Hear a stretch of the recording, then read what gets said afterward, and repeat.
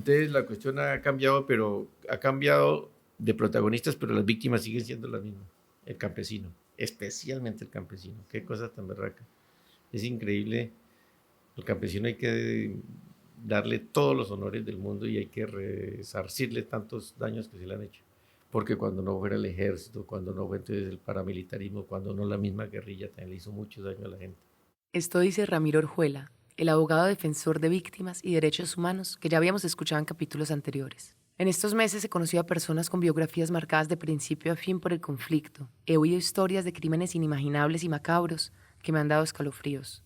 Así como es necesario visibilizar estas historias para que se sepa lo que han vivido las víctimas de la guerra en este país, también es necesario resaltar su fortaleza y su valentía al resistir y al alzar sus voces a lo largo de las últimas décadas.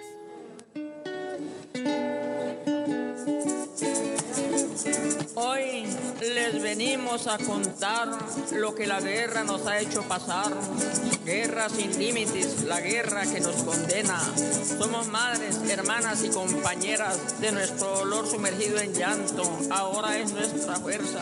Por eso venimos a clamar con nuestra verdad. Soy Tininis Katzanger Montoya y esto es Narrar los Silencios, el podcast del colectivo sociojurídico Orlando Falsborda.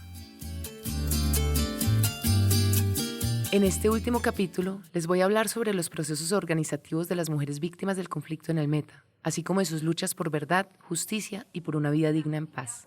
Primero la A, como atún, inicia atún. O avena.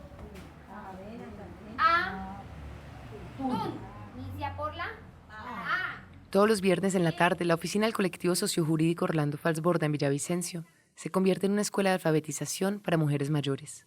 Las estudiantes son mujeres campesinas que a causa del conflicto tuvieron que abandonar sus fincas en el campo y hoy en día viven en la ciudad. Cornelia Lombana es una de ellas. El esposo de Cornelia fue asesinado en 2003, presuntamente por paramilitares. Ella vive en Villavicencio desde 2004. Ese año, ella y sus hijos, así como gran parte de los habitantes de la vereda, fueron víctimas de desplazamiento forzado del municipio del Castillo, tras la arremetida paramilitar en la región. La mayoría de gente salimos de allá.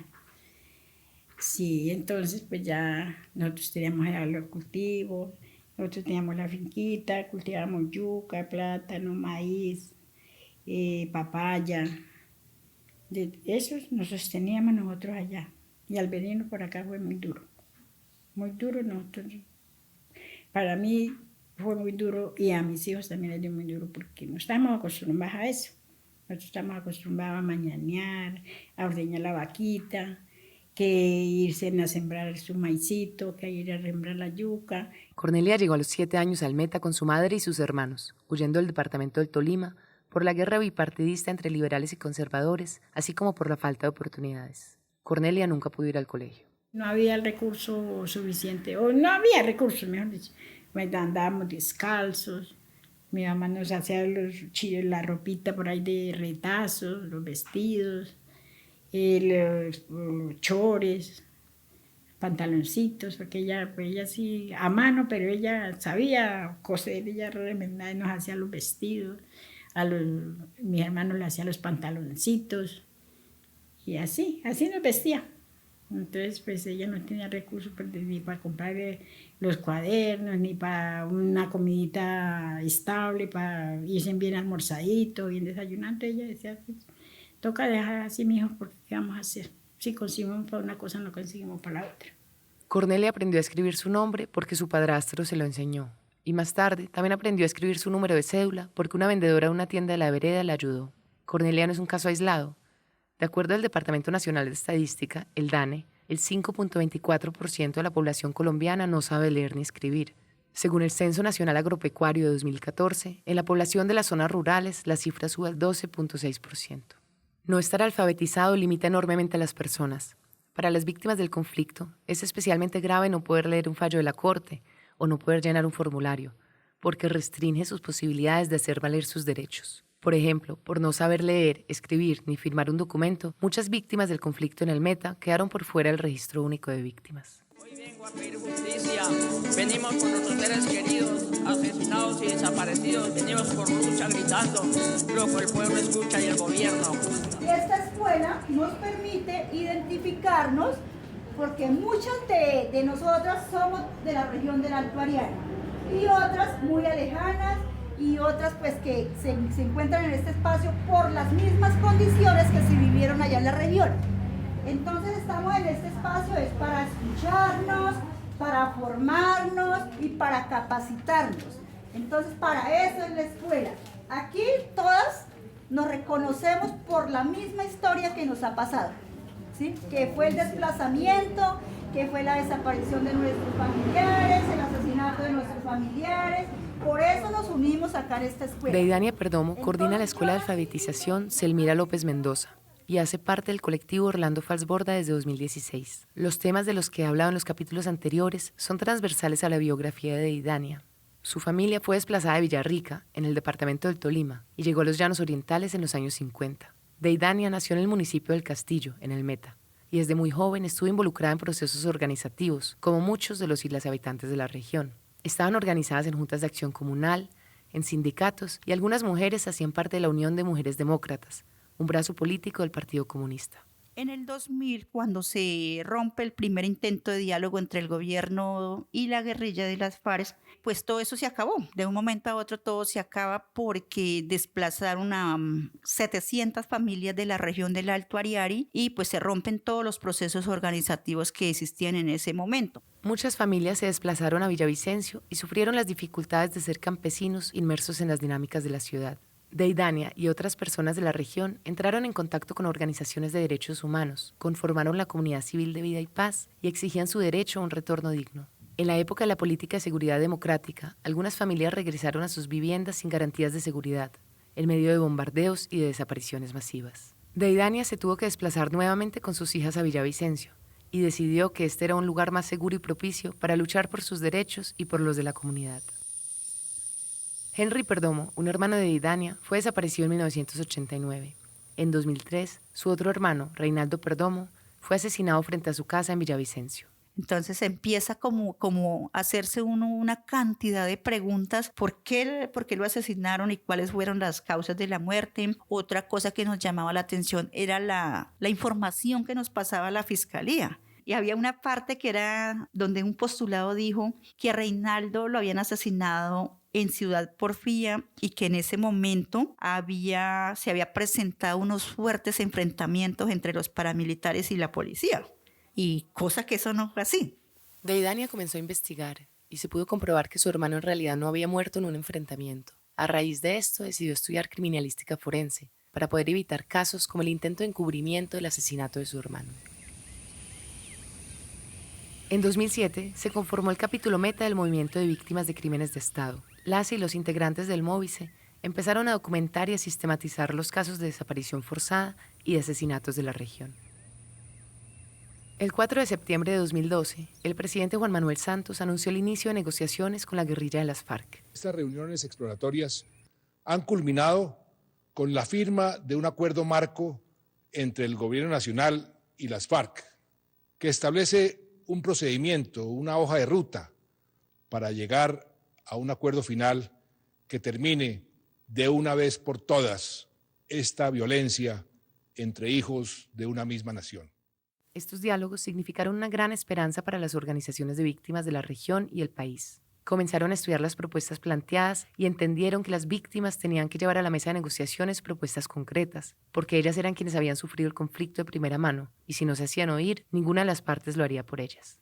Las instituciones como la Jurisdicción Especial para la Paz, la Unidad de Búsqueda de Personas Desaparecidas, todo el sistema de justicia, verdad, reparación y no repetición, incluso otros mecanismos existen, es porque desde las organizaciones sociales de derechos humanos que acompañamos a las víctimas y desde las mismas víctimas se exigió que existiera, ¿sí? Entonces esto no fue un regalo ni fue porque buenamente el Estado y quienes estaban negociando se les dio por hacerlo, sino que fue una exigencia y fueron las organizaciones y las víctimas que hicieron que fuera posible esa creación. Oímos a Adriana, la coordinadora del equipo psicosocial del colectivo Orlando Falsborda.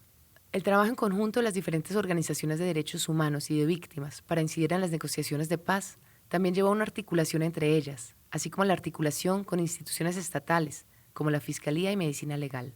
Actualmente, el colectivo Orlando Falsborda, el Móvice y otras organizaciones acompañan y representan a las víctimas en las audiencias. Entregan informes a la Jurisdicción Especial para la Paz y a la Unidad de Búsqueda de Personas Dadas por Desaparecidas y, en general, están presentes en estos procesos de búsqueda de la verdad. Bueno, con esto de los acuerdos de paz yo creo que dejó una gran experiencia porque es trabajar todos en conjunto.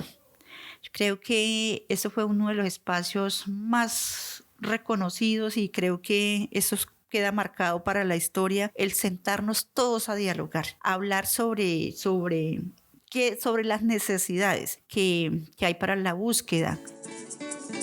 Somos mujeres guerreras que traspasamos barreras a través de la carretera. Somos mujeres de la Orinoquía que hemos cruzado frontera por la trinchera de una guerra sin tregua. A lo largo de este tiempo, Deidania y las demás mujeres de la región del Alto Ariari siguieron reuniéndose. Aprendieron a fabricar artesanías y las vendían, encontrando así nuevas formas de subsistencia. En este contexto, se dieron cuenta de que muchas de las mujeres no sabían leer ni escribir. Las que sí sabían, comenzaron a enseñarle en esos encuentros a las demás mujeres a escribir sus nombres y el alfabeto. Con el tiempo, empezaron a llegar más y más mujeres y lograron convenios con la Universidad de Uniminuto para tener profesoras voluntarias. Hoy en día, el colectivo sociojurídico Orlando Falsborda apoya la escuela de alfabetización, brindando el espacio, los útiles escolares y los pasajes, para que estas mujeres puedan asistir cada viernes, aprender a leer y a escribir. Tiene uno como la mente espejada, mientras que uno sin hacer nada se ponen a pensar, se le vienen miles de cosas a la cabeza de lo que ha sucedido, entonces ya con eso ya uno como se distrae más. Pero este espacio también les brinda la posibilidad de intercambiarse, de pasar un tiempo juntas, de contarse historias y de reír, y así reconstruir de alguna manera los vínculos comunitarios que las mujeres perdieron a causa del desplazamiento forzado. Se siente uno feliz, como que sí, uno esa armonía que se hace con la charla, con la una, con la otra, y como que se le olvida uno ese resentimiento que tiene uno en el corazón, como que se le olvida, en ese momento se le olvida eso. De las 40 personas que asisten cada viernes a la escuela, actualmente solo 4 son hombres. La mayoría de los esposos de las estudiantes fueron asesinados y muchas mujeres se encuentran en procesos de búsqueda de sus familiares y viven en condiciones de vida supremamente precarias.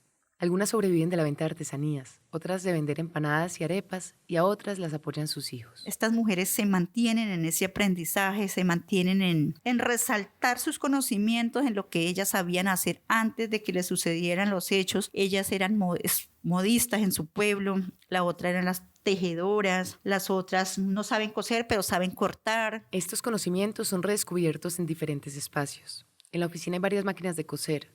Algunas mujeres elaboran prendas y las venden en las plazas de la ciudad, en espacios llamados Ferias de la Resiliencia. En 2021, las mujeres recopilaron sus historias de vida y junto con Deidania escribieron una canción. Betsabe es la cantora del grupo y ha cantado esta historia de vida, que en realidad son tantas, en diferentes espacios frente al público. Fui desplazada de Puerto Rico, el ejército me amarró, tildándome de guerrillera. Me dijeron que si no me iba otros me matarían. Terminé en Villavicencio con mis 3 hijos, una mano delante y otra atrás. Sobreviví lavando platos, durmiendo en un patio. Mi familia, 2 de ellos la enfermedad se los llevó. Otros 3 fueron desaparecidos en Toledo hasta el día de hoy. En este contexto, la escuela no solamente representa un espacio de aprendizaje, también es un espacio simbólico de empoderamiento, en el que las mujeres se sienten útiles, se reinventan, adquieren nuevos conocimientos e intercambian saberes. Este es un espacio político, porque permite rehacer el tejido social que fue destrozado por la violencia. Yo pienso que estas mujeres han vuelto a vivir, han vuelto a soñar con lo que ellas tenían antes, porque hoy se consideran mujeres libres, mujeres dueñas y protagonistas de su misma historia y que hoy cuentan esos hechos de violencia, lo cuentan a través de unas canciones, a través de chistes. Entonces, esta escuela permite que el dolor que estas mujeres tuvieron en ese momento, hoy se transforme en acciones pues diferentes, con esa fuerza, con esa resiliencia, hoy lo cuentan y me parece muy importante de que todas estemos hablando de desaparición forzada sin llanto. Deidania piensa que hay que poder hablar de lo sucedido sin llanto. Muchas personas con las que hablé lloran al contar sus historias y seguramente llorarán siempre que las cuenten. Pero esas mujeres también ríen, también luchan y también siguen adelante.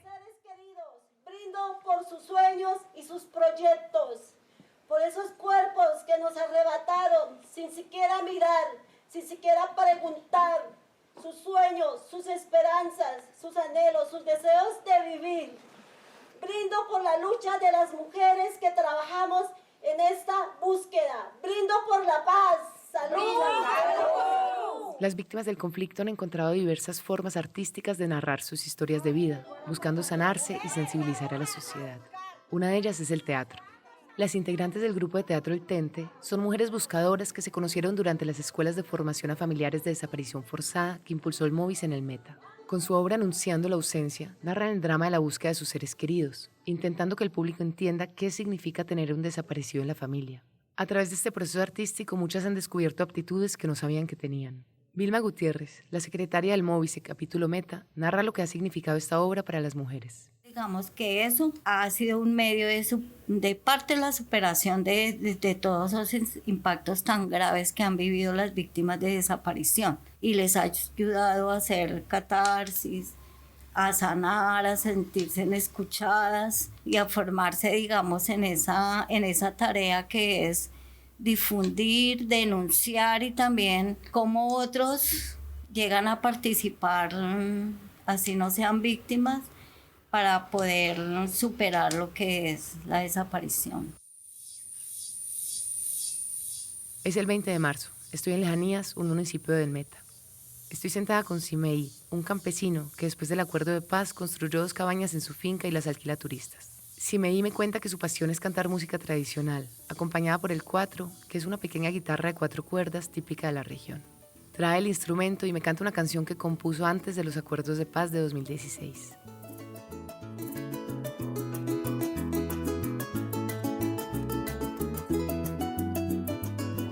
Hoy les quiero dibujar un amanecer de paz con pinceladas de amor en un lienzo de hermandad, donde la imaginación pueda dejarse llevar y plasmar ese lugar donde yo quisiera estar.